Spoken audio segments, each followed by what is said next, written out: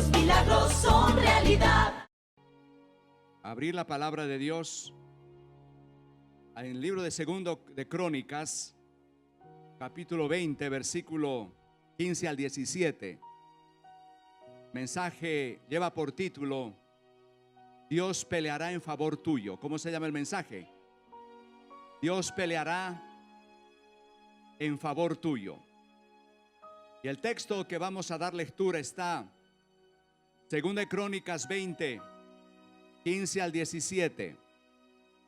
Dijo un profeta: escuchen, habitantes de Judá y Jerusalén, escuche su majestad, no tengas miedo ni se acobarde por ese gran ejército, porque la batalla no es de ustedes, sino mía. Mañana, cuando ellos suban por la cuesta de Cis, ustedes saldrán contra ellos y los encontrarán junto al arroyo, frente al desierto de Jeruel. Pero después no tendrán que intervenir en esta batalla. Simplemente quédense quietos en sus puestos para que vean la salvación del Señor, que el Señor les dará. Habitantes de Cali y de Jerusalén, no tengan miedo ni se acobarden. Salgan mañana contra ellos, porque yo, el Señor, estaré con ustedes. El apóstol Pablo, en todo el capítulo 6, nos amonesta a que la vida cristiana no es un terreno de juegos, sino un campo de batalla. El apóstol Pablo advierte a todo cristiano que tarde o temprano va a llegar el día malo. El día malo. Y nos ha llegado a todos los habitantes de Colombia el día malo. Todos estos problemas que está padeciendo nuestra tierra, nuestra Cali, en muchas regiones del país, no es sino el cumplimiento de lo que hace tiempo el apóstol había escrito a los efesios. Era inevitable la llegada del día malo, el día donde se libera el mal.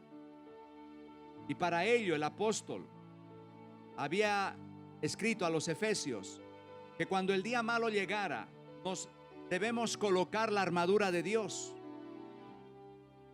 Y el escritor sagrado habla en el libro de Efesios capítulo 6, 11 en adelante: pónganse la armadura de Dios para que puedan hacer frente a las artimañas del enemigo, porque nuestra lucha no es contra seres humanos, sino contra poderes, contra autoridades, contra potestades que dominan el mundo de las tinieblas, contra fuerzas espirituales malignas en regiones celestiales. Por tanto, pónganse la armadura de Dios para que cuando llegue el día malo,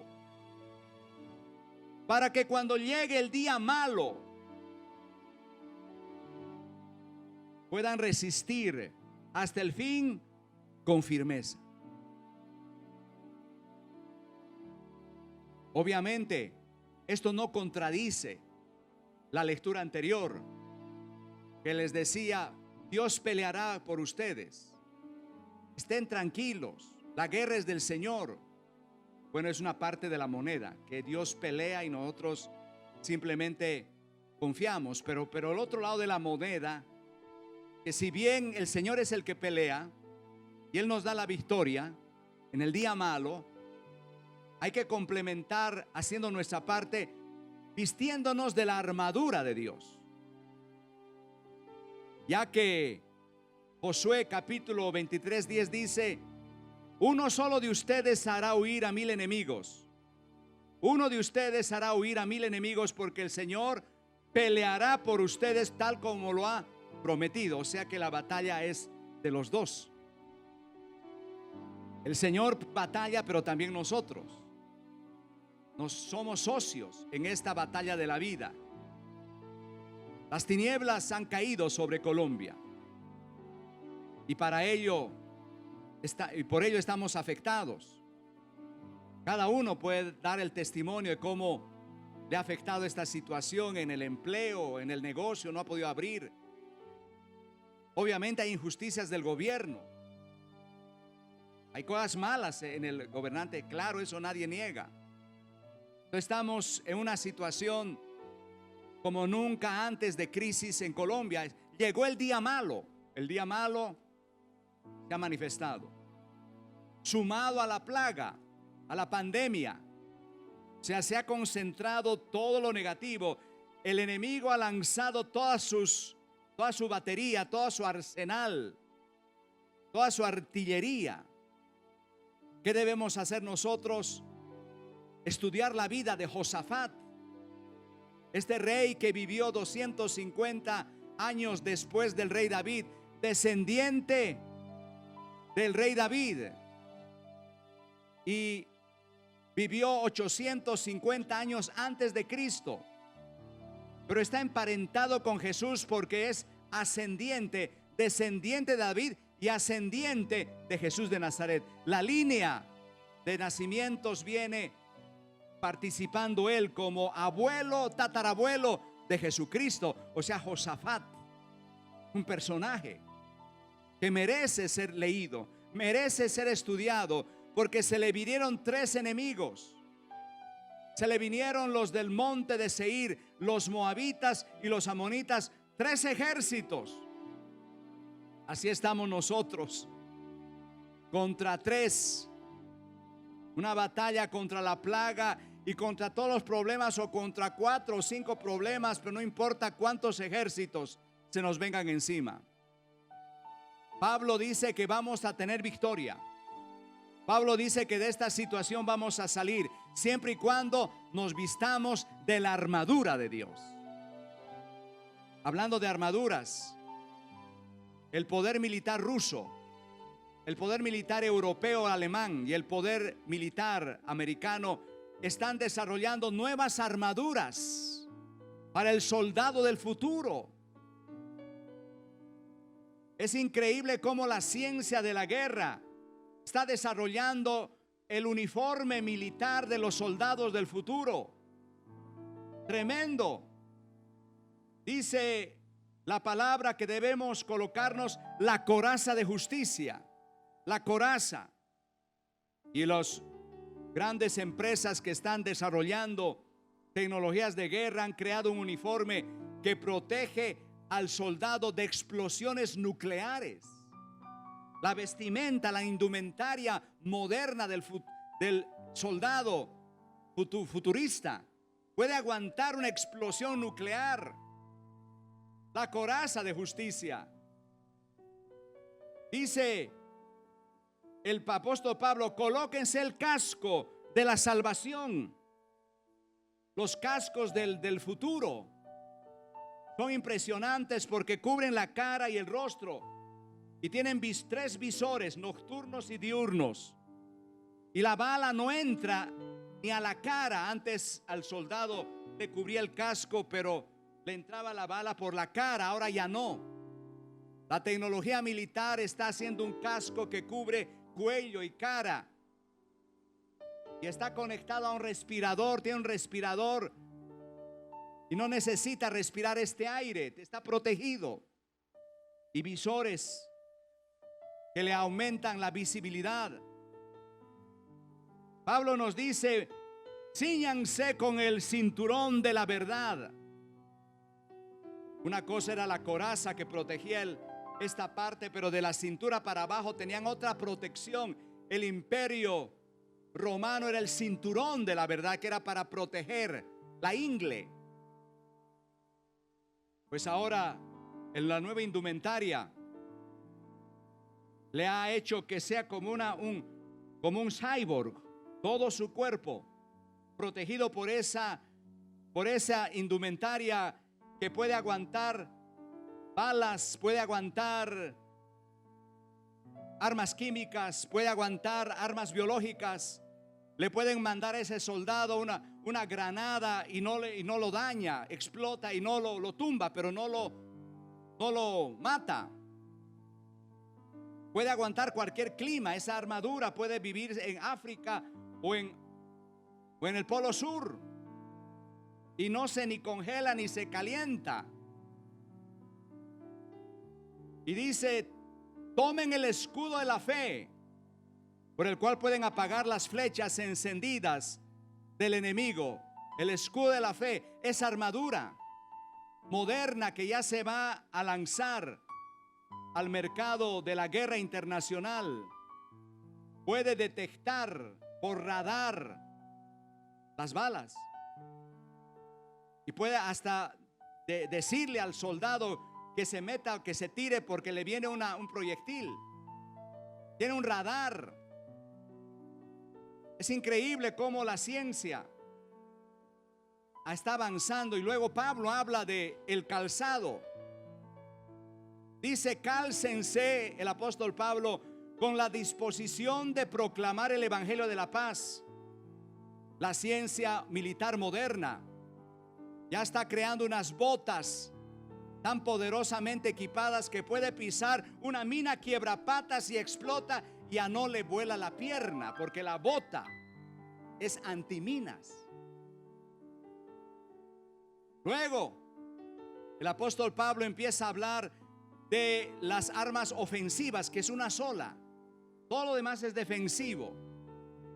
Pero Pablo en su Biblia, en el Nuevo Testamento, dice: mas ustedes tomen la espada del Espíritu, que es la palabra de Dios. Corresponde al rifle moderno. Ahora el moderno soldado del futuro, ya en 10 años sale esta tecnología. El rifle tiene apoyo de dron. Ya un comando de los soldados modernos ya no van a disparar a la topa tolondra, sino que lanzan un dron pequeño y les guía la bala donde está el enemigo. O sea, ellos disparan y la bala busca al enemigo porque el dron lo está guiando. Tremendo.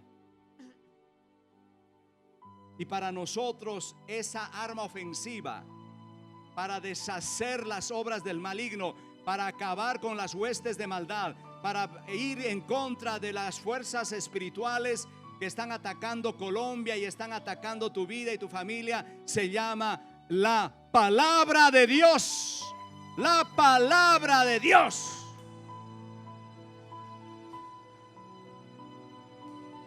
Don Josafat se ve abocado a la invasión de 3 ejércitos. Año 850 antes de Cristo, 250 después del rey David, 3 ejércitos, pero le recibe esa palabra: que no tema, que el Señor va a pelear por él, que se esté quieto. Pero también debe colocarse la armadura. Ahora leamos qué armadura se colocó Josafat. Vamos a ver 10 armaduras en esta mañana, o 9. Primera armadura.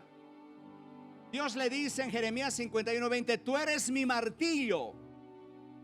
Tú eres mi martillo, mi arma de guerra. O sea, Dios pelea así, pero nos usa a nosotros como su martillo y su arma de guerra. ¿Cuántos son martillo del Señor? Más fuerte ese aplauso a Jesús.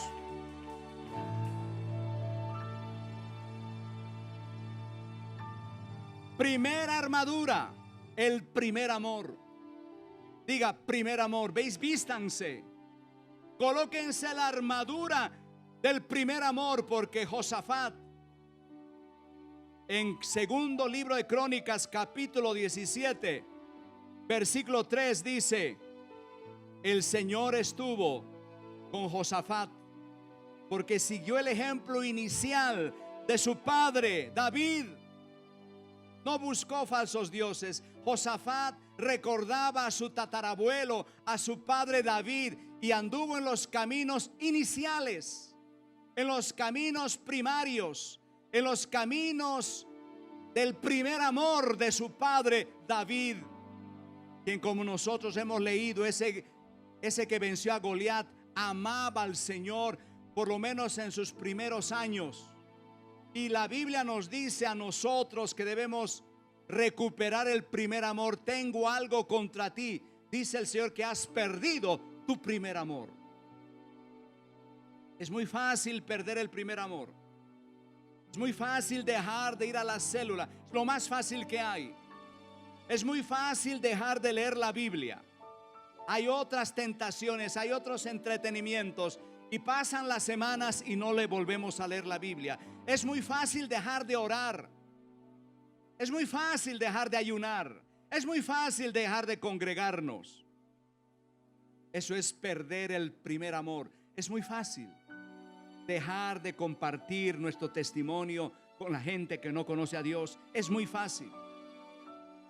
Y en esta pandemia lo hemos visto. He hablado con muchos colegas de otras congregaciones, porque yo soy amigo de los pastores de Cali, y todos me han dicho, todos, el enfriamiento espiritual en esta pandemia de mucha membresía es increíble.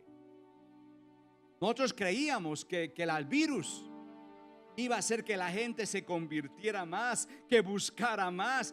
Nosotros creíamos que el virus iba a crear un avivamiento, iba a hacer que la gente orara más, ayunara más, compartiera más, predicara más, asistiera más, pero ha resultado al revés. Y lo dicen todos los pastores. El enfriamiento espiritual, la pérdida del primer amor. Para que el creyente venga a la iglesia hay que llamarlo, hay que bolearle celular, hay que bolearle WhatsApp, y hay que mandarle, mejor dicho, falta agarrarlo con cuerda y traerlo, amarrarlo. Y eso está en la Biblia. En los últimos días, Jesucristo lo dijo, muchos se enfriará su amor. El amor de muchos se enfriará. Pero la armadura, David tenía una armadura, el primer amor. ¿Te acuerdas tú cuando eras nuevo cristiano? ¿Cuántos fueron nuevos cristianos? ¿Cuántos se acuerdan cómo amabas al Señor? ¿Cómo ibas a la célula? ¿Cómo dabas testimonio? ¿Te acuerdas o no? ¿Te acuerda usted cómo oraba, cómo clamaba, cómo llevaba gente, cómo usted se emocionaba con Jesucristo? Pero eso se va apagando. Pero Josafat dijo no. Josafat dijo, yo no puedo apagarme, yo tengo que combatir contra 3 ejércitos. Se me vienen 3 ejércitos, tengo que avivar. Y dice que comenzó a avivar su primer amor. Segunda armadura.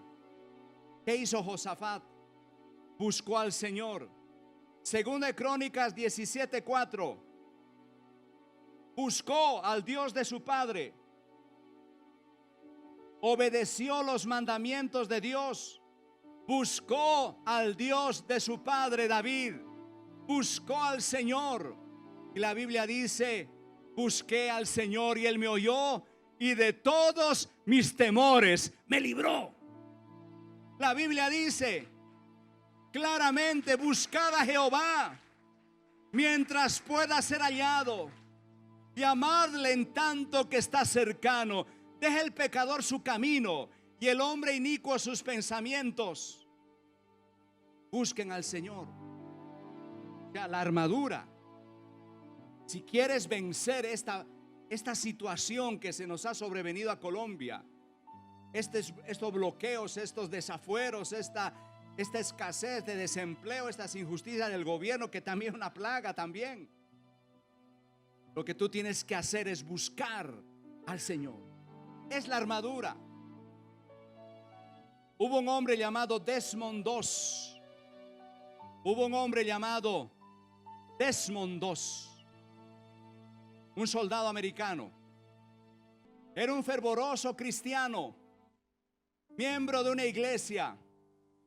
Era una persona que leía la Biblia todo el tiempo, oraba, Y él dijo: yo voy a ir a pelear contra los enemigos de mi patria. Voy a ser parte del ejército americano. Pero yo tengo claro en mi fe cristiana, dice: no matarás. Y fue a enlistarse. Lo aceptaron en el regimiento 77 y lo dijeron: usted tiene que ir a combatir contra los japoneses en la famosa batalla de Okinawa. ¿Qué era la batalla de Okinawa? Era una isla del mismo nombre, que era un fortín de japoneses que no dejaban avanzar barcos para atacar Japón. Era una especie de talanquera, plagado de japoneses bien armados, y cada que el ejército quería pasar para tomarse Tokio, para tomarse la isla del Japón, esta Okinawa era un baluarte que se levantaba como infranqueable. Entonces le dijeron al regimiento 77: tienen que ir y tomar y acabar con los japoneses en la isla de Okinawa. Y se fueron estos soldados, y este Desmond II también. Lo que pasa que él no quería disparar. Él era una persona que había leído la Biblia, fiel cristiano, y decía: no matarás. Y cuando él entró al entrenamiento, al cuartel, no quería ni tocar un rifle. Entonces el comandante le dijo: usted está loco. ¿Usted cómo quiere la batalla sin el rifle? Y lo quiere tocar. Usted es un cobarde. Él dijo: yo no soy cobarde, soy cristiano, y la Biblia me dice y me prohíbe: no matarás. Entonces, ¿a qué vino? Yo quiero ser médico. Yo quiero cargar en el campo de batalla la mochila con medicamentos, con toda suerte de vendas y con toda suerte de aditamentos, para que cuando un compañero caiga baleado o afectado, yo curarlo, yo resguardarlo, yo llevarlo a buen recaudo. Esa es mi tarea. No aceptaron ese argumento. Lo calificaron de cobarde. Lo encerraron en la cárcel, le hicieron consejo de guerra. Lo iban a condenar por traición a la cárcel, y a última hora en el juicio el papá presenta una carta de la Corte Suprema de Justicia que decía: la objeción de conciencia. Él no puede disparar. A regañadientes lo llevan a la batalla con un letrero que le colgaron: ¡cobarde! Llegan a las islas de Okinawa. Él nunca quiso coger un arma. Él estuvo con sus instrumentos de medicina.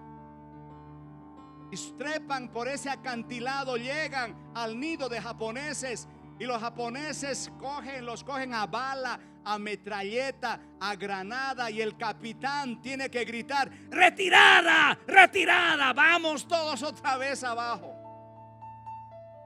Y todos se devuelven y tienen muchos muertos y 75 malheridos. Pero Desmond II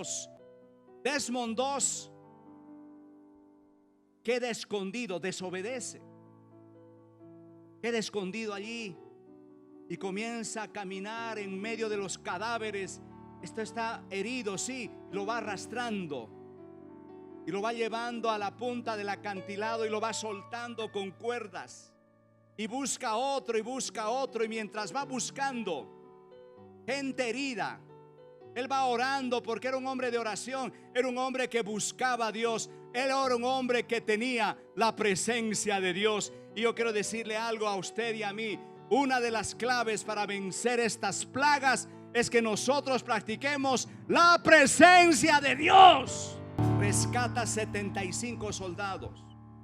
El problema es cuando llega al número 70, los japoneses se dan cuenta y le van a perseguir con una lluvia de balas. Él estaba rescatando, y los últimos que rescató fue en medio de las balas, arrastrándolos para salvarlos y descolgarlos por el acantilado. El acantilado se llamaba Maeda, y por allí los va bajando. Y es tan grande ese valor que el capitán que antes lo atacó, que le dijo cobarde, que le dijo: tú no sirves para ejército, le pide perdón y le dice: mira, me equivoqué contigo. Tú eres el hombre más valiente que jamás he conocido. Y lo recomiendan para la medalla de honor y de valentía dada por el presidente Truman, el más alto honor para cualquier soldado de ese país. O sea, estamos en una batalla, pero nosotros no podemos vencer esta batalla sin la armadura. Y parte fundamental de la armadura es tener la presencia de Dios. ¿Cuántos tienen la presencia de Dios? Ahora, no se me preocupe. Usted dirá: es que yo no siento la presencia de Dios. No es cuestión de sentimientos.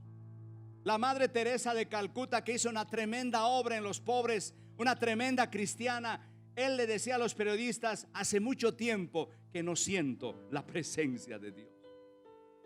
Pero lo que hizo fue algo que demostraba que Dios estaba con ella.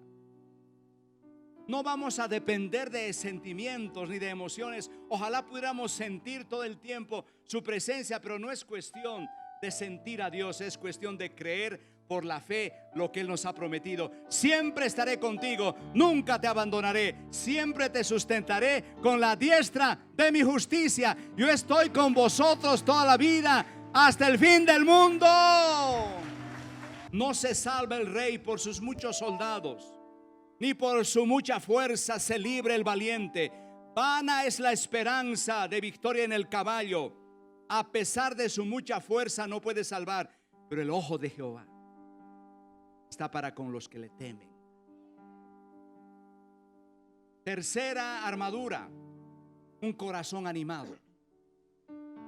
La armadura que Josafat estableció en su vida fue un corazón siempre animado.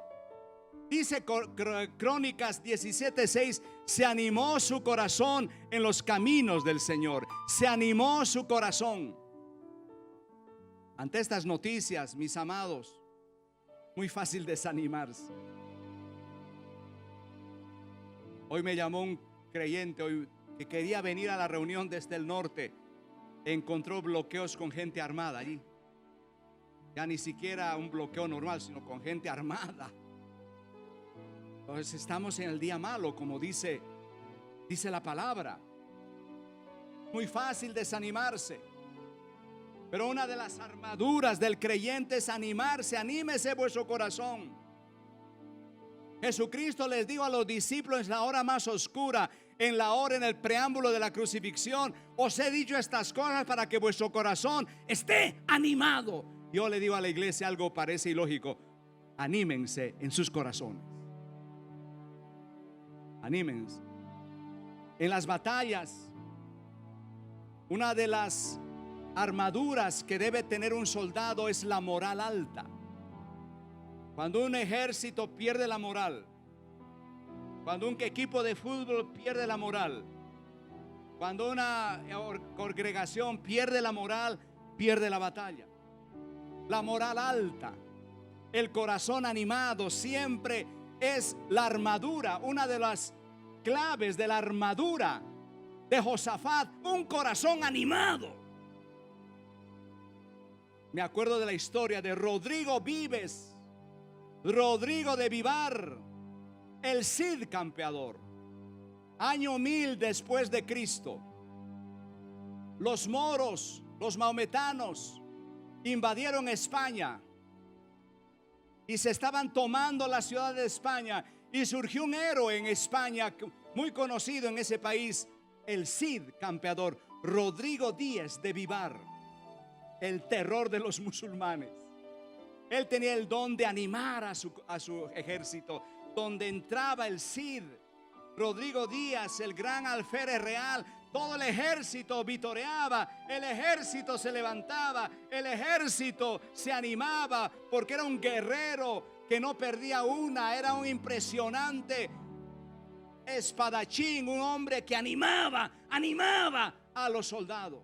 Y siempre había victorias con el Cid campeador. Y los moros y los musulmanes, y estaba en una de las batallas contra un musulmán, un ejército grande, lo hieren, le penetra una flecha y en el tórax, una flecha mortal.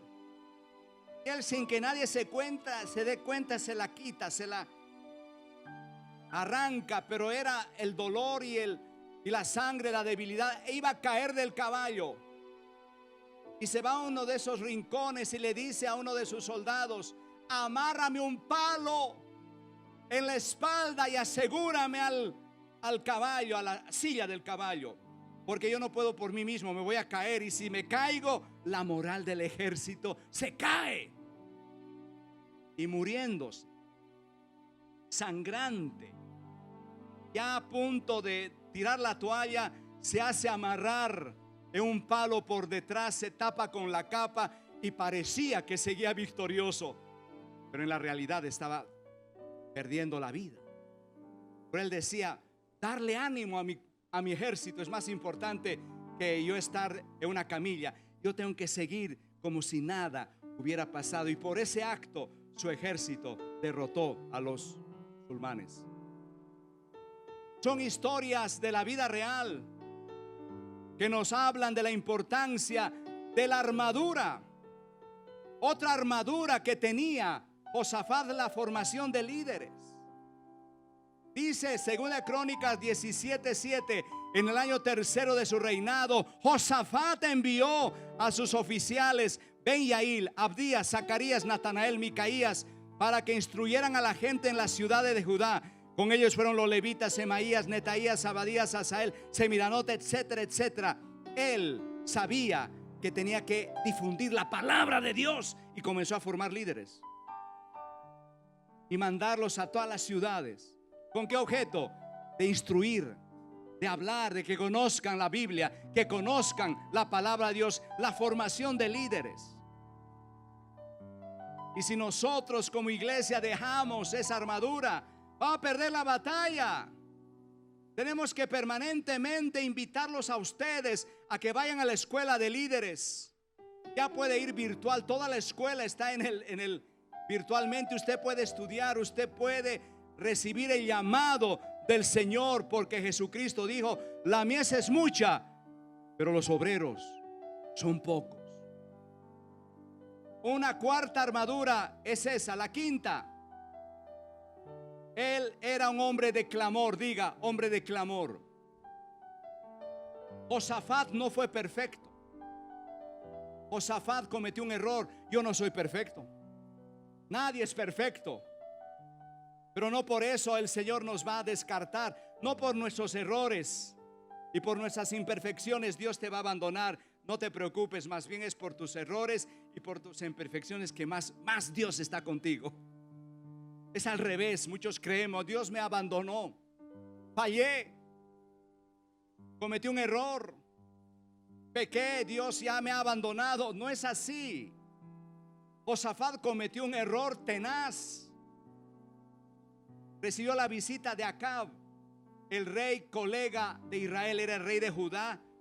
El otro era Acab, rey de Israel. Estaba casado con una pagana, Jezabel, una mujer fenicia que había introducido al pueblo de Israel la idolatría, a los baales, a los dioses falsos, y se había dedicado a perseguir a los profetas y acabarlos, matarlos. Era terrible Jezabel. Y en esa condición vino el marido de Jezabel. Rey Acab le dice a Josafat: quiero recuperar Ramot de Galad. Era una ciudad fronteriza entre Siria e Israel, una ciudad fronteriza, Ramot de Galad, que había caído en garras de los sirios y estaba ardido por esa situación. El rey de Israel, Acab, esposo de Jezabel, y le propone a su colega hacer un ejército conjunto e ir a recuperar Ramot de Galad. Comete un error Josafat, no consulta. Él pudo haber llamado a un profeta. Pude haber dicho: profeta, es la voluntad de Dios que yo vaya a pelear codo a codo con el rey Acab. O hubiera podido orar: Señor, háblame, Espíritu Santo, no permitas que yo cometa el error, dime. O hubiera podido coger el efod, que el efod era un elemento de piedras que brillaban, que era sobrenatural, que Dios guiaba a los reyes. No lo hizo. Y dijo, listo, vamos, hágale, vamos a recuperar la ciudad de Ramot de Galad. Y en esa batalla casi matan a Josafat. La Biblia dice, cuando los capitanes, 18:1, segunda de Crónica 18:1, cuando los capitanes de los carros vieron a Josafat, dijeron, este es el rey de Israel. Lo confundieron con Acab. Lo rodearon para pelear, mas Josafat clamó a Jehová y Jehová lo ayudó y los apartó de él. O sea, en plena batalla estuvo rodeado, no podía más, lo iban a matar, y en esa trasegar, en pleno combate, clamó, Señor, libérame. Y el milagro fue instantáneo. Dios los liberó, lo liberó a él y alejó a los enemigos. Tenemos aquí una líder tremenda, Mireya, está acá, levante la mano. Lo que le pasó en Crica, estaba trabajando en Crica, en el sur. Llegaron los vándalos, tiraron la piedra, destruyeron los cristales y se iban a meter poca gente para acabar con Crica, robarse y vandalizar Crica. Y ella, cristiana de nuestra iglesia, se puso allí en medio del cristal y dijo, por favor, en el nombre de Jesús, no hagan ese daño. Y los vándalos se quedaron fríos, no vandalizaron Crica. Una mujer se puso allí de frente. ¿Cuántos saben que el Señor responde los clamores? Una parte muy importante de la armadura es el clamor. Clamó, este pobre clamó al Señor y el Señor le respondió. Dice la Biblia que Cristo en los días de su carne, con gran clamor y lágrimas fue oído a causa de su temor. El clamor es parte de la armadura.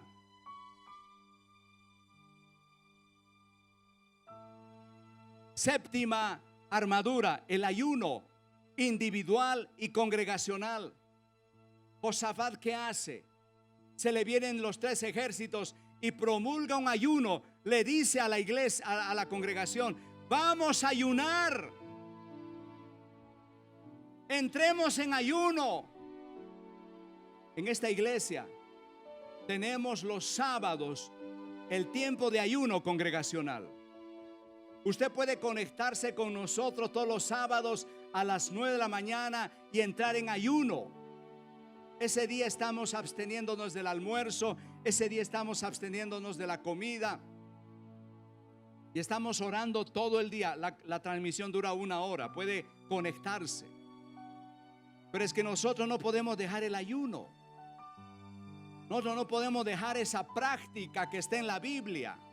Porque hay géneros que no salen sino con oración y ayuno. Y dice que ayunaron.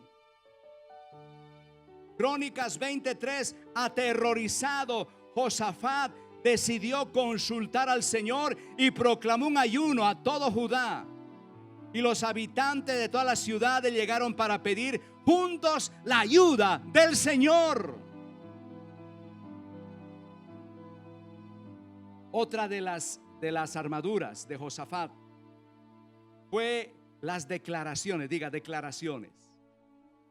Una cosa es orar y clamar, otra cosa es declarar. Josafat comenzó a declarar.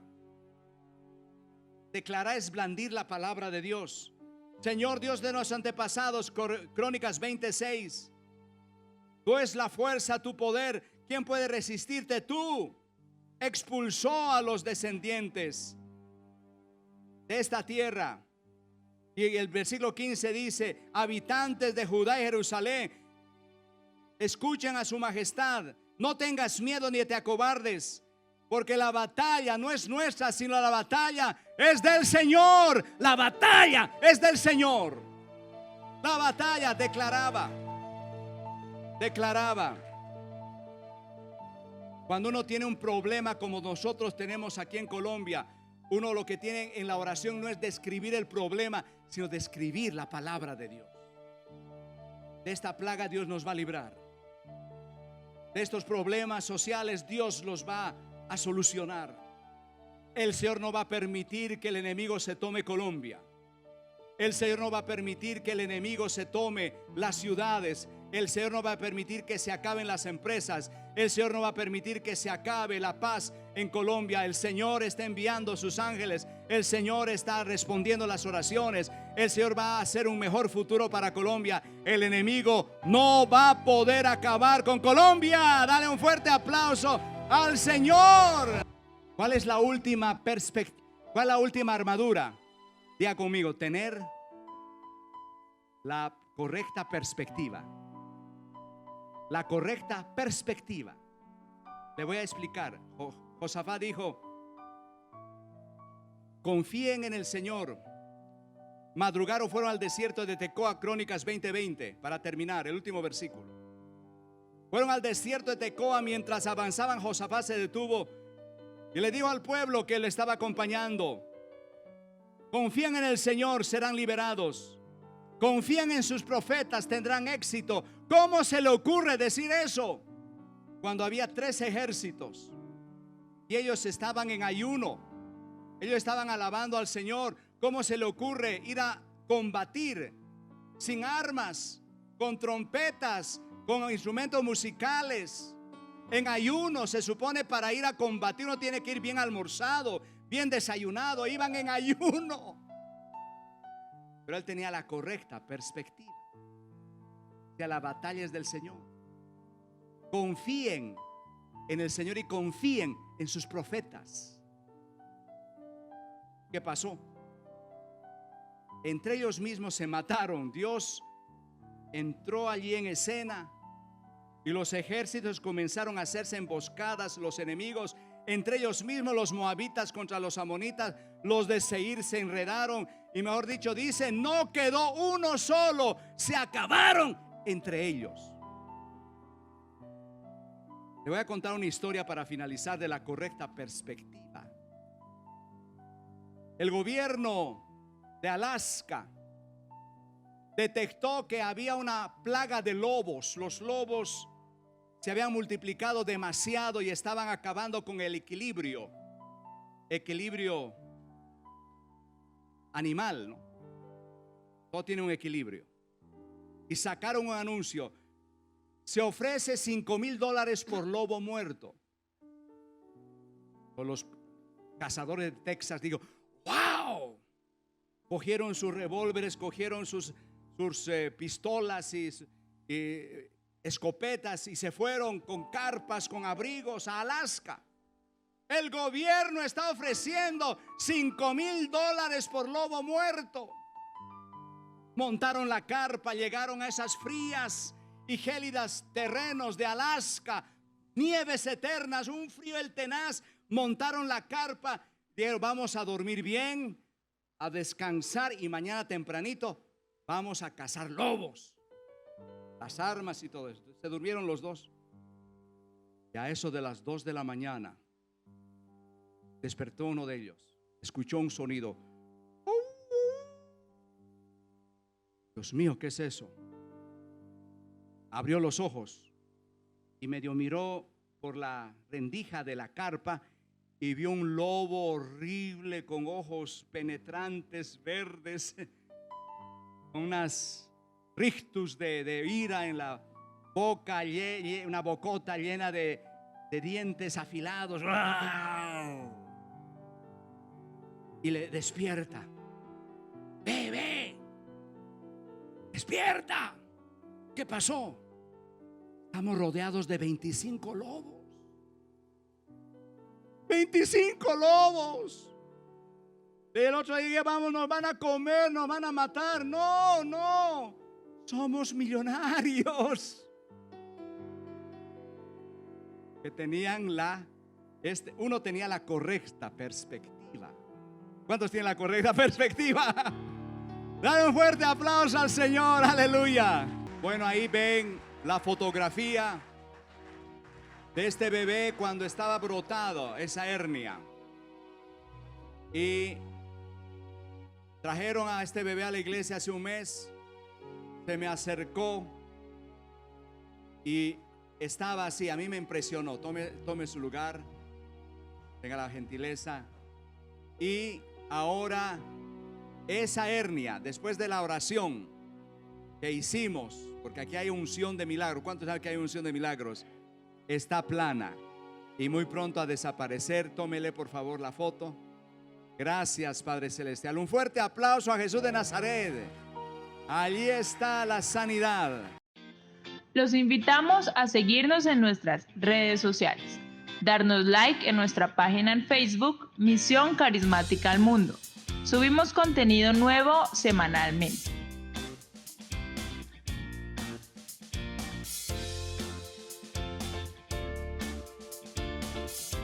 Síguenos en Instagram como MCM Cali.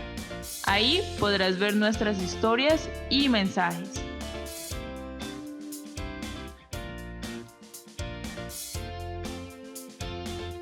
No olvides suscribirte a nuestro canal de YouTube, Misión Carismática al Mundo, y activar la campanita para que no te pierdas de nuestro contenido semanal. También síguenos en las redes sociales de nuestro pastor Jorge Villavicencio Rosales, tanto en Instagram como en Facebook. Bendiciones para todos. Un mensaje de esperanza, visión carismática al mundo, donde los milagros son realidad.